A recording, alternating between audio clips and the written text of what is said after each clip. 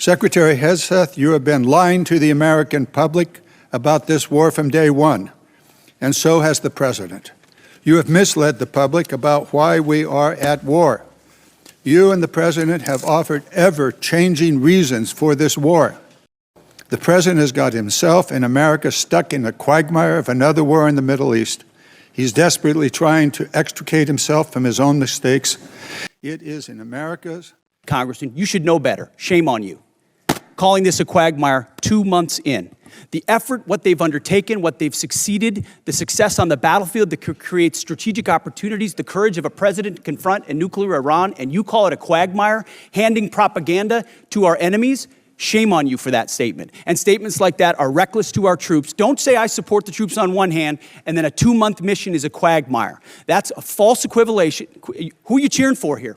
Who are you pulling for? Our troops are doing incredible work. They've done incredible things for the entirety of this mission and achieved incredible battlefield successes. And you sit there and go on TV for your clickbait about quagmires. It undermines the mission.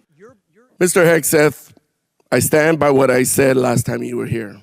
You were incompetent then, you're incompetent now, and you're the gift that keeps on giving when it comes to incompetence. With that, Mr. Chairman, I yield back.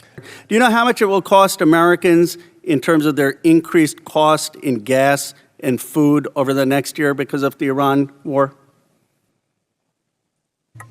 I would simply ask you what the cost is of an Iranian nuclear bomb. I'm going to give you that opportunity. I would simply ask you what the... you're playing gotcha questions about domestic things. I'm not... You're saying it's a gotcha question to ask what it's going to be in terms of the increased cost of gas. Why won't you answer what it costs to prevent Iran from getting a nuclear bomb? I give you that, sir. But let me... What would it cost? What would you pay to ensure Iran doesn't get a nuclear bomb? Will you acknowledge that there is an economic cost to the American people for doing what you believe is necessary to make Iran denuclear? Will you acknowledge the economic cost?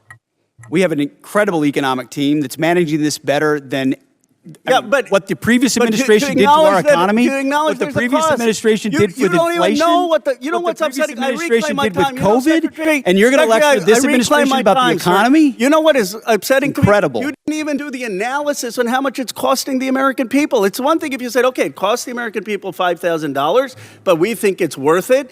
That's what we've done in World War II and other wars. Here's what it costs. You got to pay for it. You don't even know what the average American is paying.